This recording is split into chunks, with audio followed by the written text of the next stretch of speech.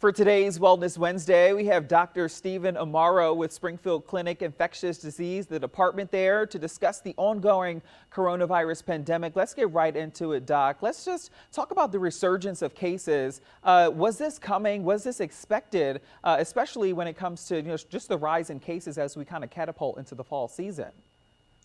The rise in cases is expected as people relax restrictions. We have learned a lot about this virus, and we learned that staying in home was the best we had back in late February, early March. Actually, it's probably late March, early April, because this didn't start until around March 15th with this social distancing and staying at home. But we also learned that it's not enough to stay at home for people who are at high risk. The virus is readily transmitted through droplets from respiratory secretions. And people who are staying at home sometimes get infected by people who seem to be well. That's because between 1/3 to 1/2 of people who are healthy and under the age of 50, for the most part, can get infections that they don't even perceive. They're asymptomatic, but they can shed virus and they can cause infections. They don't feel sick. People who are around them don't feel sick, and when they come to help their older or sick relatives, they unwittingly transmit virus to them. And so we need to remember that the best protection for people who you might want to help out in case you might be asymptomatically infected is to wear a virus within 6 feet of these people in the home environment. We also learned that masks do protect people, and if we wear masks out in public, we depend upon the other people around us to reciprocate and wear a mask to protect us. We see an increase in the number of cases, and clearly that's evidenced with what happened this weekend and what happened to me yesterday with the number of patients I had to see. It left me with about 3 hours to sleep last night. There are a larger number of coronavirus patients coming in, and it's reminiscent of what happened in late March and early April. We're saying this because people forget to respect the virus. Somebody asked me at one time if I was afraid of this. I've been through HIV in the 1980s. I told them I'm not afraid of it, but I respect it. And respecting it means you take the proper precautions to make sure you don't get an infection.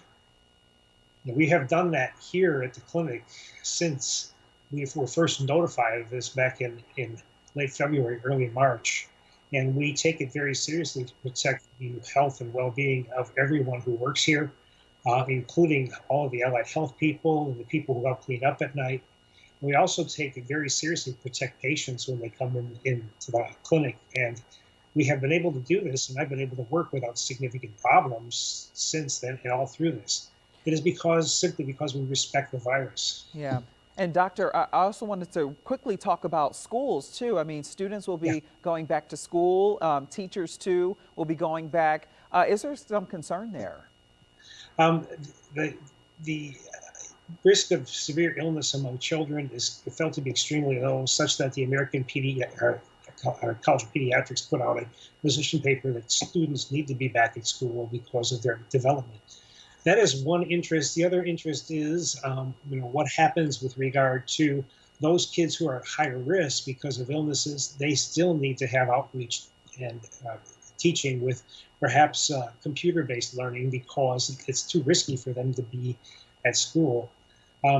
There's also issues such as grades K through approximately 3rd or 4th grade, where people who are in those grades simply the children won't tolerate wearing a mask.